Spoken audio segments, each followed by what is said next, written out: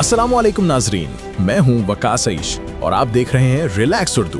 ताज़ा तरीन खबरों और अहम इंकिशाफात के साथ बढ़ते हैं आज की बहुत ही संगीन और तशवीशनाक खबर की तरफ। इमेजिन कीजिए कि इंडिया और पाकिस्तान की जो लड़ाई का लेवल है वो आसमानों तक पहुंच गया हो, तो आप क्या करेंगे? आज की सूरत हाल कुछ ऐसी है और आप सबसे पहले इंडियन मीडिया की खबरें देखें तो एनडीटीवी ने गवर्नमेंट सोर्सेज को कोट किया है और कहा है कि ये जो अटैक हुआ है वो दिल्ली के बाद हुआ। उनके मुताबिक ऑपरेशन सिंदूर होने वाला है। अब वो ये कह रहे हैं कि इंडिया पाकिस्तान पर अटैक करने जा रहा है और किसी भी वक्त हमला कर सकता है। अब ये सब क्या मानी रखता है? देखें, आज पाकिस्तान में दहशतगर्दी का हमला हुआ है, एक नहीं कई हमले हुए हैं। साथ ही बांग्लादेश में हमला हुआ और दिल्ली में भी हमला हुआ। इंडिया क्या कर रहा है?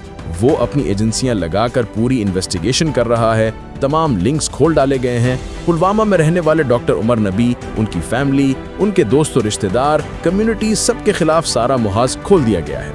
इंडिया कह रहा है कि ये असल में कश्मीरियों का काम है, पीछे जेश है और जब उनकी इन्वेस्टिगेशन रिपोर्ट मुकम्मल होगी तो वो पाकिस्तान पर इल्जाम लगाएंगे। वो इसका डोजियर बनाएंगे, पूरी दुनिया में भेजेंगे, ट्रंप की टेबल पर रखवाएंगे और कहेंगे कि ये हमारा एविडेंस है, ये लोग हैं, ये फलाना है। इसके बाद वो बदला लेंगे और जंग का ऐलान करेंगे, एक ऐसी जंग जो पूरे खित्ते को हिला कर रखते हैं। देखें, अभी दिल्ली में सायरन बजने शुरू हो गए हैं। मुख्तलिफ जगहों पर लोग खबरदार किए जा रहे हैं कि मुमकिन हमला हो सकता है, जैसा हमने इसराइल में देखा था। दिल्ली काफी अरसे से स्मोक की वजह से हेडलाइन में रहा है, मगर अब यहाँ सूरत हाल समाजी या माहौलियाती मसले से आगे जाकर सियासी और फौजी बहरान की तरफ बढ़ रही है।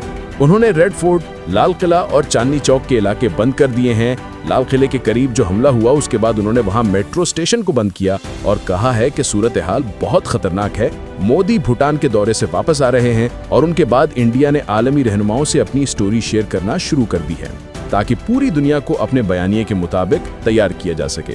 इंडिया का प्लान ये है कि पहले पाकिस्तान का नाम लगा दें, फिर मुसलमानों और कश्मीरियों को बदनाम करें और फिर अक़वाम आलम को कायल करके जंगी कार्रवाई शुरू कर दें। योगी आदित्यनाथ जैसा लीडर भी बयानात दे रहा है जो हालात को मजीद इश्तियाल ज़दा कर रहे हैं। पिछली बार जब मामला उठा था तो पाकिस्तान ने कहा था कि हमें इन्वेस्टिगेशन में शामिल करो, मगर इन्वेस्टिगेशन फौरन मुकम्मल नहीं की गई और वाक़े के अगले दिन ही बयानात आ गए। इस बार इंडिया ने गिरफ्तारियों का बयानात के जरिए सारे लिंक्स जोड़ लिए हैं। डॉक्टर्स से जबरन बयान दिलवाना, रिश्तेदारों, कम्युनिटी के खिलाफ दबाव और फिर दस्तावेजात बनाकर पूरी दुनिया को दिखाना। एनडीटीवी की रिपोर्ट के मुताबिक ऑपरेशन सिंदूर का जिक्र सामने आया है और जाहिर है कि इसका मतलब ये है कि अगले मरहले में फौजी ऑपरेशन का इम्कान है। मिसाइल्स, एयर स्ट्राइक्स और बड़े पैमाने पर फौजी एक्शन, उनकी ट्राई सर्विस एक्सरसाइजेज, ड्रोन और नेवी की डिप्लॉयमेंट, ये सब ये जाहिर कर रहे हैं कि वो मुकम्मल तौर पर हाई अलर्ट हैं। उनके चीफ ने बयानात दिया, मिसाइल टेस्ट हुए और फौजी मशकें जारी रहीं। ये सब वो स्टेप्स हैं जो जंग से पहले लिए जाते हैं। अभी दोनों मुल्क एक दूसरे पर इल्जामात लगा रहे हैं। पाकिस्तान ने कहा कि इस्लामाबाद में हमले के पीछे भारत का हाथ है, जबकि भारत पाकिस्तान पर इल्जाम लगा रहा है। खित्ते की सूरत हाल ये है कि 3 ममालिक तक असर पहुंचने का खतरा नजर आ रहा है, पाकिस्तान, भारत और अफगानिस्तान। और इंडिया पूरी कोशिश कर रहा है कि ये मामला 2 फ्रंट जंग की सूरत इख्तियार करे।